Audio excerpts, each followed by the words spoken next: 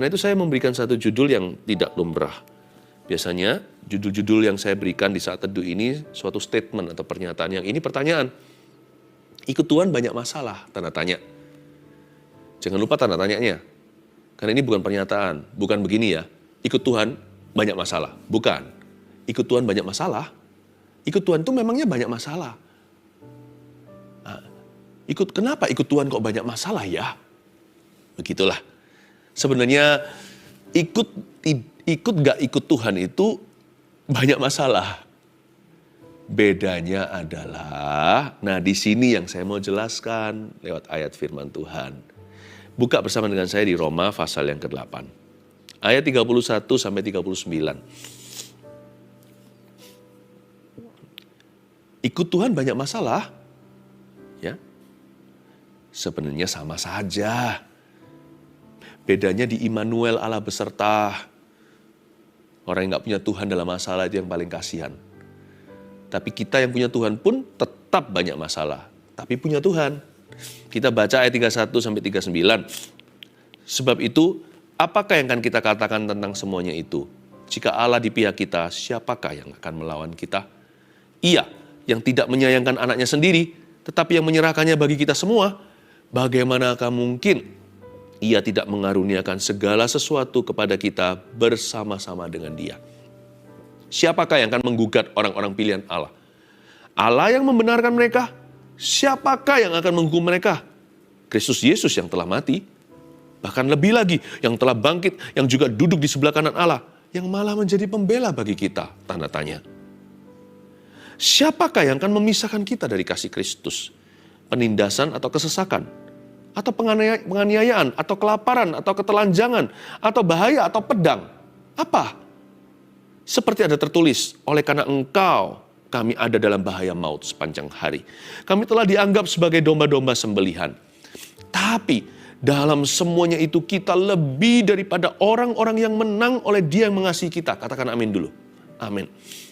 Sebab aku yakin bahwa baik maut maupun hidup, baik malaikat-malaikat maupun pemerintah-pemerintah, baik yang ada sekarang maupun yang akan datang atau kuasa-kuasa, baik yang di atas maupun yang di bawah, ataupun sesuatu makhluk lain, tidak akan dapat memisahkan kita dari kasih Allah yang ada dalam Kristus Yesus, Tuhan kita.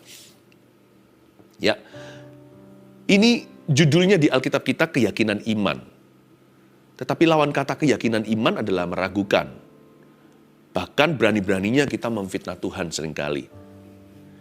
Perkataan sia-sia itu sering muncul dari mulut kita dan mulut orang-orang di sekeliling kita. Karena itu, kita baca sekali lagi ayat 31. Sebab itu, therefore, oleh karena itu. Apakah yang akan kita katakan tentang semuanya itu? Lewat perkataan kita dibenarkan, dan kita juga bisa berdosa lewat perkataan. Sebab itu, ya sudah, kita semua punya banyak masalah. Terimalah sebagai fakta. Seperti saya katakan tadi, sebetulnya, sesungguhnya, orang yang ikut Tuhan Yesus dengan yang gak ikut Tuhan Yesus sama-sama banyak masalah. Ya. Tapi bedanya paradigma, cara pandangnya, dan cara percaya. Sebab itu, therefore, next, oleh karena itu. Apa yang akan kita katakan tentang semuanya itu? Oke deh, secara fakta, you and I, Anda dan saya punya banyak masalah. Sekarang, apa yang hendak kita katakan tentang semuanya itu? Apa opinimu? Apa pendapatmu? Lalu, pendapat Rasul Paulus di kalimat berikutnya. Jika Allah di pihak kita, siapakah akan melawan kita? Sama-sama tanda tanya. Ayat 31a diakhiri tanda tanya. Ayat 31b diakhiri tanda tanya. Tapi yang pertama tadi adalah sebuah pertanyaan. Yang kedua adalah sebuah keyakinan. Dia berkata, jika Allah di pihak kita, itu pernyataan. Itu cetusan iman. Siapa yang berani lawan kita? Tapi pengakuan orang-orang yang di sekeliling kita, seringkali pengakuan mulut kita sendiri, bunyinya beda. Ikut Tuhan banyak masalah ya. Ikut Tuhan Yesus itu loh, penuh pencobaan. Lalu, kenapa ya? Aku sekarang kalau melayani Tuhan kok malah justru mengalami banyak kesialan. Loh, Itu sama dengan orang bilang begini, coba ya saya kasih sebuah ilustrasi yang sehari-hari. Saya ajak mikir sedikit ya. Jangan makan donat ya, kan ada lubangnya. Donat manapun ada lubangnya ya kan. Ya memang ada roti-roti yang berbeda-beda yang kayak namanya donat juga nggak ada lubangnya juga ada. Ini kan ilustrasi aja. Jangan makan donat karena ada lubangnya. Semua donat ceritanya ada lubangnya. Semua kita itu hidup banyak masalah. Tapi Tuhan donatnya, itulah bedanya orang yang lihat lubangnya sama donatnya. Sama orang yang lihat lubangnya sama yang lihat rotinya. Yesus itu roti yang hidup turun dari sorga. Bedanya orang yang percaya sama Tuhan dan yang mengasihi Dia, ketika kita dalam masalah, ada penyertaan Allah. Immanuel itu ada. Tetapi celakalah orang yang sendirian dalam masalahnya, hanya bergantung pada kekuatan dan hikmat manusia. Itu perbedaannya. Nggak fair sebenarnya sih, kalau kita bilang ikut Tuhan saja. Hanya orang yang ikut Yesus yang banyak masalahnya. Sebenarnya tidak adil mengatakan demikian. Orang itu Kristen atau bukan, masalahnya banyak. Bukankah Tuhan sendiri sudah berkata kemalangan orang benar juga banyak? Ya. Orang yang percaya dengan perkataan yang ginian, sudah kena tipu muslihat setan yang paling kampungan. Soalnya ini nggak objektif pemikiran seperti ini. Ini cara setan menggodamu memikirkan dan tidak melihat gambar luasnya. Kalau mau perhitungan, mungkin keuntungan orang benar lebih banyak loh. Tapi manusia itu kan dasar makhluk negatif. Jadi yang bagus tidak tercetus. Yang positif tidak diperhatikan. Tapi sekali ada sesuatu yang negatif gitu, langsung digembar-gemborkan. Sebenarnya kita semua adalah a poor judge. Kita semua itu adalah hakim yang payah sekali. Makanya jangan sampai kita yang menghakimi orang lain. Kita juga bukanlah hakim dunia ini. Kita bukanlah hakim di akhirat. Makanya Yesuslah yang disebut sebagai hakim orang yang mati dan orang yang hidup. Karena kita manusia itu bias sekali. Kita itu selalu subjektif. Kita terbawa perasaan kita, terbuai dengan sesuatu. Kalau kita mengalami sesuatu yang buruk, kita merasa kita yang paling malang di seluruh dunia. Semua berkat itu nggak ada. Kita lupa bahwa Tuhan pernah memberkati kita dan Tuhan masih akan memberkati lagi. Dan kita juga tidak bisa melihat karena kita manusia itu nggak bisa lihat masa depan. Jadi tidak pernah muncul dalam benak pikiran kita bahwa suatu kemalangan yang kita alami, yang menimpa kita itu bisa lebih parah loh jikalau bukan Tuhan yang menyertai. Hasilnya bisa beda kalau bukan Tuhan yang campur tangan, apalagi turun tangan. Manusia itu nggak pernah kamsyah, nggak pernah berterima kasih, nggak pernah cukup, never enough. Tidak pernah bersyukur dan berkata kurang terhadap sorga. Padahal sebenarnya kalau mata roh kita dibuka, kita melihat wow. Dari 100 poin kemalangan yang harus saya alami, yang saya alami tidak melebihi kekuatan. Dipotong besar-besaran, disisakan hanya untuk sparring agar iman saya teruji. Karena testing atau ujian itu memang harus ada. Segala sesuatu yang mulia, segala sesuatu yang berharga harus diuji seperti emas murni. Pencobaan itu pasti ada. Yesus berkata, di hidup ini, di dunia ini kamu akan mengalami pencobaan. Itu pengajaran Yesus langsung ke murid-muridnya. Bukan kepada orang-orang fasik, bukan kepada musuh-musuhnya, bukan kepada orang-orang yang tidak percaya. Tuhan berkata kepada rasul-rasulnya, hei rasul-rasul, rasul loh ya, bukan hanya murid. Udah pangkatnya beda. Di dunia ini kamu pun tak luput. Kamu akan mengalami banyak pencobaan, tapi kuatkan hatimu. Sebab aku telah mengalahkan dunia. Wow. Jadi orang yang percaya sama yang ginian, dia masuk ke perangkap setan bukan yang kelas kakap. Masuk ke perangkap setan yang paling kampungan. Karena anak kecil aja tahu, setiap pikiran orang dewasa, nggak perlu dia percaya Tuhan. Kalau mau hitung-hitungan aja objektif, diaudit nih ceritanya kehidupan manusia.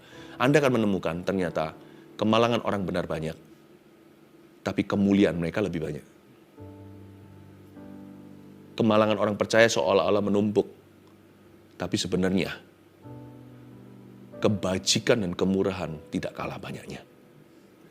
Oh haleluya. Tapi orang yang suka menghasut orang lain dengan perkataan begini, maka orang itu adalah istri Ayub, hamba iblis. Hati-hati jangan sampai kita serahkan lidah bibir kita sebagai senjata untuk melawan kebenaran. Kadang-kadang kita nggak sadari seperti istri Ayub dan berkata, kenapa sih kamu tuh menyembah Tuhan, setia, taat begini, jaga kekudusan. Wow, begitu salehnya kamu. Udah deh, kutuki saja Allah dan mati. Ayub berkata, kamu tidak boleh berkata begini, Tuhan memberi, Tuhan mengambil, terpujilah nama Tuhan. Dan dengan demikian Ayub tidak berbuat dosa dengan lidahnya. Dan hidupnya tetap murni di hadapan Allah. Bisa jadi loh ya, orang yang ngomong begini itu sesama anak Tuhan. Tapi orang Kristen yang kedagingan, anak Tuhan pelataran, orang-orang yang sudah mundur dari Tuhan, yang arah hidupnya sudah backsliding, sudah merosot dia, bukan ke arah Tuhan Yesus. Masih belum keluar dia dari Tuhan Yesus, tapi sudah tidak lagi berjalan ke arah Tuhan Yesus. Bisa jadi setan memakai kedagingan mereka seperti setan memakai Petrus untuk menghalangi Yesus naik ke salibnya. Untuk menebus dosamu dan dosaku. Petrus berkata, no, guru, engkau tidak akan disalibkan. Yesus membawa dia ke samping dan berkata, enyahlah, hai iblis, sebab engkau memikirkan yang dipikirkan manusia. Bisa jadi orang yang menghasut begini gak sengaja, ampuni mereka, jangan benci. Tapi saya sebagai hamba Tuhan, pemberita Injil dan pengabar firman, saya perlu menyampaikan pesan ini dari Tuhan Yesus. Bertobatlah saudaraku yang suka ngomong begini. Karena Anda mencoba menjatuhkan orang lain. Sementara hati Anda sudah jatuh dan jauh dari Tuhan Yesus. Bertobat, Tuhan menerimamu. Tuhan mengasihi, Tuhan tak marah. Tuhan itu tak murka, Tuhan itu maha pengasih, penyayang dan pengampun juga. Kalau memang itu adalah Anda yang saya sebutkan tadi, aduh aku sering ngomong gitu ya. Mungkin saya bukan menyerang orang. Saya hanya menggumam aja, aduh kenapa ya ikut Tuhan kok susah, itu didengar sama anaknya. Kenapa ya aku melayani Tuhan kok banyak godaan, itu didengar sama suaminya atau istrinya atau bagaimana. Anda sudah tidak jadi berkat hari itu, Anda menabur sesuatu dari setan datangnya, tanpa Anda sengaja. Karena firman Tuhan berkata, yamu adalah ya, tidak adalah tidak. Kalau percaya Tuhan ya percaya, kalau enggak ya enggak usah. Lebih dari itu dari setan. Kadang-kadang perkataan seperti itu bukanlah meragukan, itu enggak objektif sih. Karena itu adalah tuduhan yang tidak terbukti. Padahal sebenarnya Tuhan nggak demikian. Padahal sesungguhnya kalau dihitung beneran, untung Anda lebih banyak. Bayangkan. Nah, kalau ada orang yang seperti itu, bukan anak Tuhan ya kita nggak bisa salahkan. Ya mereka nggak kenal Tuhan sih. Tapi jangan dengarkan. Berarti iblis menggocohmu. Kalau ada orang sekelilingmu berkata, ikut Tuhan kok, kamu ikut Tuhan kok susah ya? Atau gitu, ayo ikut lagi ke berhala. Ikut Tuhan Yesus kok banyak sekali kemalangan ya. Lihat ini. Enak hidupnya orang-orang yang menyembah apa yang salah. Ya, selalu kan reklame itu satu. Belilah produkku. Dia simpan efek sampingnya. Dia nggak akan beritahukan kepada masyarakat jeleknya dampak produk itu. Mungkin kelihatan keren gitu kalau bisa pegang batang sesuatu. Ya. Tapi nggak tahu ternyata itu ujungnya kanker paru-paru. Kita makan yang manis-manis, tapi kan nggak pernah diceritakan ketika mereka diabetes atau ketika mereka sampai sakit gula, parah, bahkan ada yang meninggal dunia di rumah sakit, amputasi kaki. Kan nggak mungkin dimunculkan. Yang ditunjukkan hanyalah indahnya. Tapi faktanya, sebagian besar, bongkahan itu di bawah tanah. Supaya Anda merasa, supaya Anda tertipu. Demikianlah cara iblis bekerja. Bisa saja lewat utusan-utusannya. Orang-orang yang tidak kenal Tuhan Yesus, ampuni mereka, sayangi, doakan, tapi jangan percayai perkataan mereka. Percayalah firman, karena iman timbul dari pendengaran. Bukan dengar siapa saja, bukan dengar dari sumber yang salah. Iman yang benar itu timbul dari pendengaran akan firman Kristus. Dan firman Kristus melalui Paulus bunyinya, jika Allah di pihak kita, siapakah yang akan melawan kita? Wow, ini keyakinan yang kuat. Paulus, apakah hidupnya mulus? Coba baca di Kisah Para Rasul, Anda akan mengerti bahwa Paulus hidupnya penuh dengan penganiayaan, kesesakan. Berapa kali di kapal karam karena Injil, setiap hari. Dicatat di sini kan, oleh karena engkau kami ada dalam bahaya maut sepanjang hari. Digebukin, ditinggalkan dalam kondisi seperti setengah mati atau sungguhan mati. Oh, Paulus ini hidupnya banyak masalah. Bukan hanya masalah dia, masalah orang dia tanggung sekalian. Tapi lihat, Paulus yang sama berkata, jika Allah di pihak kita, siapakah yang melawan kita? Bukan jika Allah di pihak kita, aku bebas masalah. Bukan. Tapi Tuhan akan sertai dengan tongkat gadanya di lembah kekelaman. Kadang-kadang Tuhan keluarkan dengan mujizat. Kadang-kadang Tuhan biarkan kita di sana seperti Sadrak, Mesak, Abednego. Tetap jadi dimasukkan api.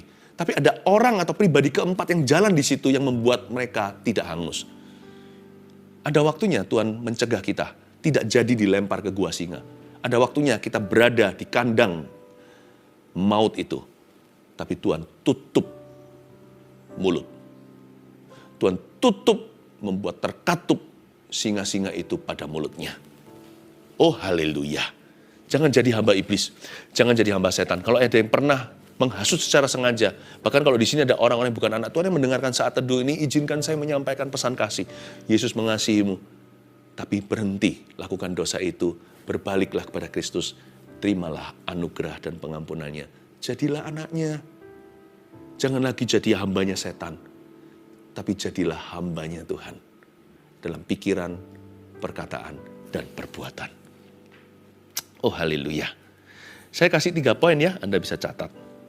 Dari ayat-ayat yang kita baca tadi, dimulai dengan kalimat di 31 ayat 31b, jika Allah di pihak kita, siapakah yang akan melawan kita? Itu poin pertama. Ini bedanya. Gak ikut Tuhan sih tetap banyak masalah. Tapi bedanya di sini. 1, Tuhan di pihak kita yang sungguh-sungguh mengasihinya. Itu dia. Itu bedanya.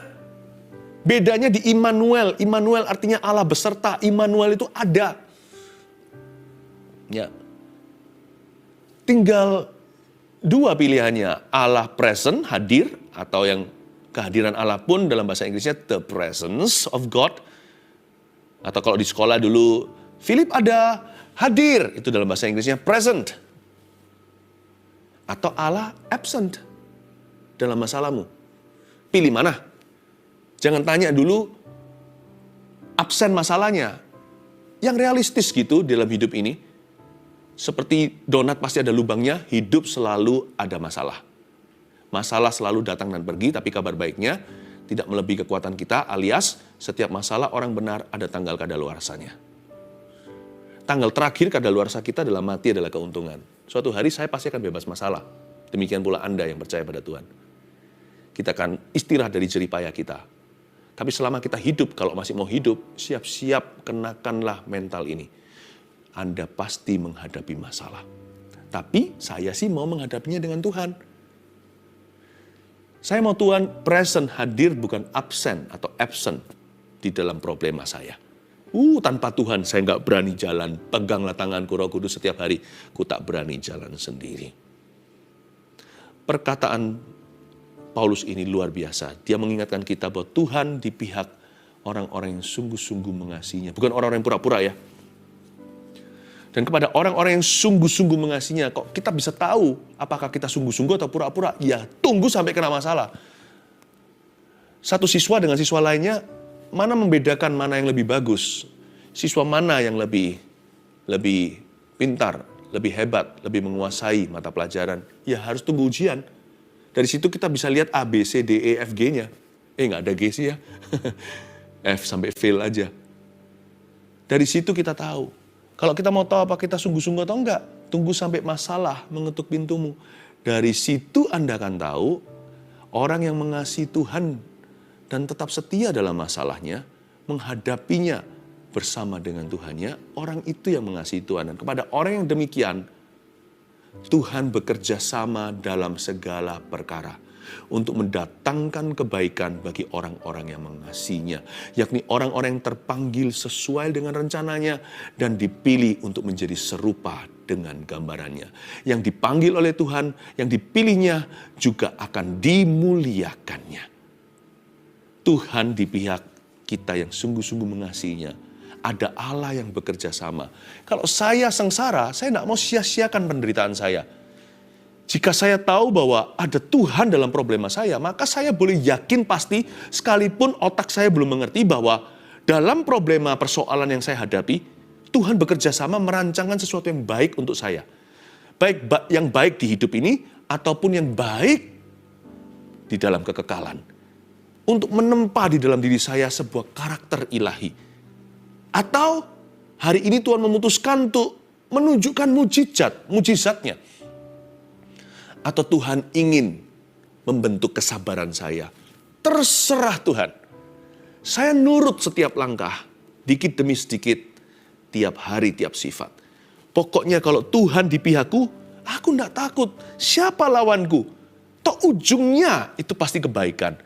Karena Tuhan berjanji dia mau bekerja sama dengan orang yang mengasihinya. Dalam segala perkara berarti dalam perkara yang kelihatannya baik dan dalam perkara yang kelihatannya buruk. Dalam perkara-perkara yang membuat kita nyaman, dalam perkara-perkara yang membuat kita tidak aman. Dalam perkara yang menyenangkan, dalam perkara yang menyakitkan, dalam perkara yang menguntungkan dan perkara merugikan. Jus jadi satu, itulah segala perkara. Jangan hanya gandeng Yesus di perkara positif, di perkara negatif hidupmu, gandeng dia. Tuhan bekerja sama itu sebuah keyakinan, divine assurance atau kepastian bahwa ini semua nanti ujungnya, aku belum mengerti sekarang. Ujungnya by faith dengan iman aku tahu, Allah tidak pernah berdusta. Tuhan kita paling bertanggung jawab atas hidup kita. Dia tahu apa yang dia lakukan di dalam hidupku. Aku tahu ujungnya adalah kebaikan.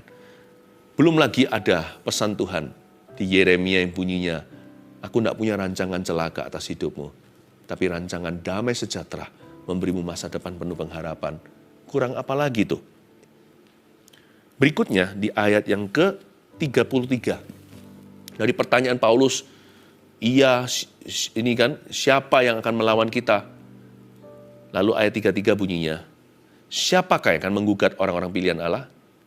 Allah yang membenarkan mereka, siapakah yang akan menghukum mereka?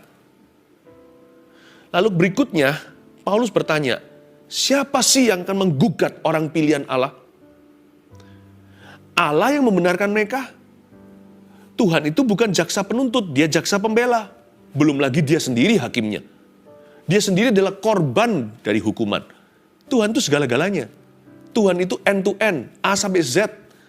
Tuhan sudah kepung kita dengan kebajikan. Tuhan berkata, siapa yang akan menggugat orang pilihan Allah? Yang membenarkan mereka, Allah sendiri yang membenarkan mereka, siapa yang akan menghukum mereka?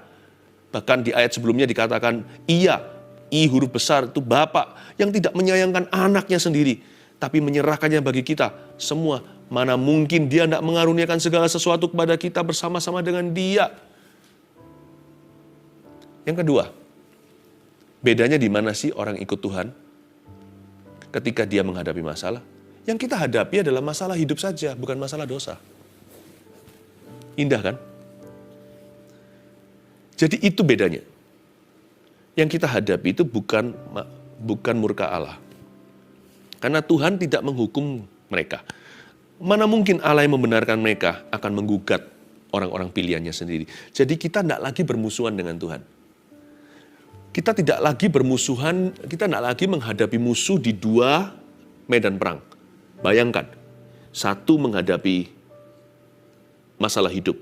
Lalu yang lebih bahaya lagi, menghadapi Allah sebagai musuhnya. Yakobus berkata, orang-orang yang cinta dunia, orang yang membangkang ceritanya kepadanya. Orang-orang itu menjadikan Allah adalah musuh pribadinya. Dan firman Tuhan juga berkata begini, kalau singa Yehuda itu kalau Tuhan menerkammu, siapa melepaskanmu?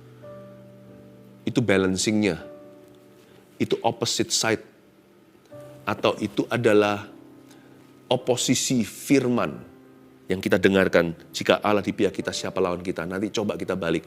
Kalau Allah memusuhi kita, siapa bela kita? Oh, lebih baik saya ditekan oleh kehidupan daripada dengan Allah saya bermusuhan. Jadi saya sudah tidak lagi mengurusi urusan murka, karena saya sudah bebas dari hukuman. Roma 8 ayat 1 bunyinya, there is therefore now no condemnation for those who are in Christ Jesus. Karena itu barang siapa ada dalam Kristus, tidak ada lagi penghukuman bagi dirinya. Yang kita hadapi adalah masalah hidup saja, bukan masalah dosa. Saya jadi ingat Yakobus pasal pertama. Consider yourself blessed. Consider it pure joy if you fall into many trials. Anggaplah sebagai sebuah kebahagiaan jikalau kamu jatuh ke dalam pelbagai pencobaan atau berbagai-bagai pencobaan. Kata berbagai-bagai pencobaan atau pelbagai pencobaan itu adalah many trials dalam bahasa Inggrisnya. Artinya everyday troubles. Artinya adalah kesusahan sehari nggak melebihi sehari. Sesusah apapun juga kemoterapi atau sedang dalam tuntutan pengadilan atau sedang dimakan habis harta duniawinya. Itu hanya kesusahan sehari demi sehari doang. Memang stres sekali sih. Tapi hal itu hanyalah masalah kehidupan di dunia. Anda tidak punya masalah dengan Allah, itu harus bersyukur luar biasa. Allah di pihak Anda. Sebelum membela, mungkin sekarang di musimnya masih berada di fase mengayomimu. Nikmati rangkulannya, pelukannya sekalipun musuh masih menusuk. Tapi mereka tidak bisa berbuat sesuatu terhadap keselamatanmu. Mereka tidak bisa berbuat apa-apa terhadap keputusanmu atas keluargamu. Hari ini Anda memutuskan ada kasih, mereka tidak bisa berbuat sesuatu terhadap itu. Mereka bisa rampas apapun harta duniawi, mereka nggak bisa ambil love, joy, peace from you. Kasih, damai, sejahtera, sukacita nggak bisa diambil. Yang kita hadapi masalah, hanyalah masalah Yakobus pasal pertama. Everyday troubles only. Bukankah Tuhan sendiri berkata bahwa kemalangan orang benar itu banyak. Jadi yang kita hadapi hanyalah persoalan di luar, bukan yang di dalam. Aduh pusing 7 keliling keluarganya nih ceritanya. Aduh kita hadapi sesuatu, bisnis jatuh. Bukan hanya bisnis jatuh, ada orang jahat yang mencoba berbuat jahat kepada keluargamu. Tapi count your blessing one by one, will you? Hitung berkatmu satu persatu. Coba pikirkan. Katakanlah misalkan Anda satu keluarga berempat, papa, mama, 2 anaknya. Aduh pusing ini harus hadapi musuh. Tapi untung ya, keluarga Anda semua sudah dalam Kristus. Anda tidak perlu menghadapi anak Anda satu sakau narkoba. Anda tidak perlu hadapi anak Anda berzina. Keluarga memang stres sekali menghadapi sebuah musibah. Namun demikian, Anda tidak perlu menghadapi keluarga yang terhilang. Berbahagialah keluarga yang sudah bersatu dalam Kristus. Setelah seseorang terima Tuhan, dulu keluarga berantakan. Misalkan, suami istri itu dulu selingkuh, udah hampir cerai. Lalu anak-anaknya hidup bebas, anak liar. Lalu kena berbagai macam masalah. Ya. Lalu ketika seluruh keluarga ini transformasi, berubah semua ceritanya. Apakah hilang semua masalah? Enggak. Siap-siap. Setelah jadi anak Tuhan, keluarga dipulihkan. Satu-satu bertobat terima Yesus. Hubungan pun pulih di antara mereka. Boom, boom, boom, boom, boom, boom, boom, masalah. But count your blessing one by one. Hitunglah satu persatu. Lihat kanan kirimu. Wow. Justru ini membuat kami semua datang di atas lutut kami. Ke hadapan Tuhan berdoa sebagai mesbah keluarga. You still need thank.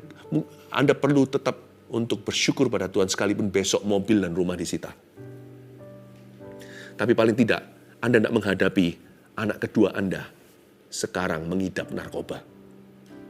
Semua itu kan karena Kristus, karena bertobat kan, karena pertobatan kan, karena baptisan kan, karena kepenuhan Roh Kudus kan, karena diajari, digembalakan, karena firman. Jadi itu nggak terjadi. Masalah Anda bukan masalah dosa, pergumulan Anda pergumulan everyday troubles atau sehari-hari. Yang Anda hadapi hanyalah tekanan hidup yang normal dari sejak Adam dan Hawa. Yang suatu hari kita semua akan tinggal di belakang kita ketika kita mati atau meninggal dunia. Jangan cepat-cepat ya, berbuah dalam masalah. Masih banyak yang Tuhan mau Anda kerjakan bersama dengan Dia. Itu dia, siapa yang akan menggugat orang pilihan Allah? Gak ada gugatan dari Tuhan. Siapa? Allah yang membenarkan mereka, siapa yang akan menghukum mereka? Gak ada urusan dosa. Ayo, urusan luar kita urusi. Bukan kekemalangan orang benar banyak, tapi Tuhan melepaskan mereka dari semuanya. Bukankah Tuhan berkata di dunia ini kamu akan mengalami banyak pencobaan, tapi kuatkan hatimu, aku telah mengalahkan dunia. Bukankah dari zaman sekolah minggu kita sudah diingatkan lewat lagu kalau yang sudah Kristen lama loh ya. Di dalam dunia ada 2 jalan, lebar dan sempit. Mana kau pilih? Yang lebar api, jiwamu mati. Tapi yang sempit, hidup berglori. Kenapa ketika dewasa jadi orang Kristen kecewa? Karena hidupnya susah. Dari kecil di sekolah minggu sudah diberitakan lewat lagu simple sekali, lagu anak-anak. Di dalam dunia ada dua jalan. Ada yang lebar dan sempit. Lebar, jiwamu mati. Yang sempit, hidup berglori. Dari dulu kita sudah diberitahu, ikut Tuhan itu banyak penderitaan. Salah satu panggilan orang Kristen adalah menderita karena kebenaran. Jangan menderita karena digebukin sekampung gara-gara dia adalah maling ayam. Jangan menderita di penjara karena dia seorang koruptor. Tapi kalau kita mengikut Tuhan banyak godaan. Nggak ikut Tuhan juga banyak godaan. Tapi kita jatuh dalam godaan. Terakhir, dengan ini saya selesai. Langsung lompat ke ayat 38 dan 39. Ini bedanya ya. Sebab aku yakin bahwa baik maut maupun hidup. Nah, ini mulai bicara tentang akhirat. Baik malaikat maupun pemerintah-pemerintah. Itu bicara tentang alam roh. Baik yang ada sekarang maupun yang akan datang. Future, present. Atau kuasa-kuasa. Baik yang di atas maupun yang di bawah. Surga, neraka, ataupun sesuatu makhluk lain tidak akan dapat memisahkan kita dari kasih Allah yang ada dalam Kristus Yesus Tuhan kita. Jadi kita tidak akan berpisah lagi dengan Allah suatu hari. Secara fisik juga bahkan dalam tubuh kemuliaan. Karena kita ada di dalam Kristus Yesus Tuhan kita. Terakhir inilah bedanya orang ikut Tuhan dan tidak dalam hidup yang penuh masalah. Upah kita besar di sorga. Nomor 3. Bagi yang setia kepadanya. Mahkota kemuliaan menanti orang-orang yang menaruh harap kepadanya. Yang berharap kepadanya, yang setia sampai akhirnya. Sebab penderitaan kita di bumi ini, are you ready? Hanyalah sementara. Kemuliaan itu tidak ada bandingannya. Semua yang kau derita di dunia ini tidak setara dengan mahkota kemuliaan yang menantikan. Berbahagialah orang yang setia kepada Kristus sampai mati. 1, 2, 3, ini bedanya. Orang yang ikut Tuhan atau tidak. Sama-sama banyak masalah, tapi yang ikut Tuhan, Tuhan di pihak kita yang sungguh-sungguh mengasihi Dia. 2, kita hadapi masalah hidup saja, bukan masalah dosa. 3, upah kita besar di sorga jika kita setia kepadanya.